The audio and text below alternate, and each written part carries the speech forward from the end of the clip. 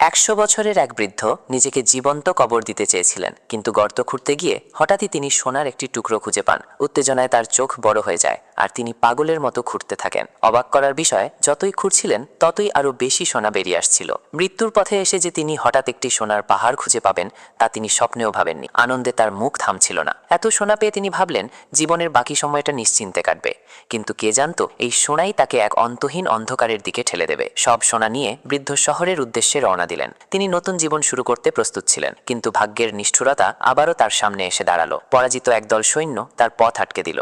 সোনার ঝলক দেখেই সৈন্যরা সব ছিনিয়ে নিতে শুরু করলো। প্রচন্ড রাগ হলেও এত সৈন্যের সামনে বৃদ্ধ কিছুই করতে পারলেন না। কিন্তু অবাক করার বিষয়, সৈন্যরা এতটাই নিষ্ঠুর ছিল যে শুধু সোনাই নয়, তার প্রিয় কুকুরছানাকেও ছাড়ল না। এতেই বৃদ্ধের রাগ চরমে পৌঁছে যায়। যেই সৈন্যটি একটু আগেও তাকে নিয়ে হাসছিল, পরের মুহূর্তেই তার মাথা ভেদ করে আঘাত লাগে। অন্য সৈন্যটি কিছু বুঝে ওঠার আগেই বৃদ্ধ তার পিঠে আঘাত করেন। গুলির শব্দ শুনে বাকি সৈন্যরা এলোপাথারি গুলি চালাতে শুরু করে, কিন্তু সেই গুলিতেই নিজেদের সঙ্গীরাই মারা পড়ে। 1 মিনিটেরও কম সময়ে সব সৈন্যরই মৃত্যু হয়।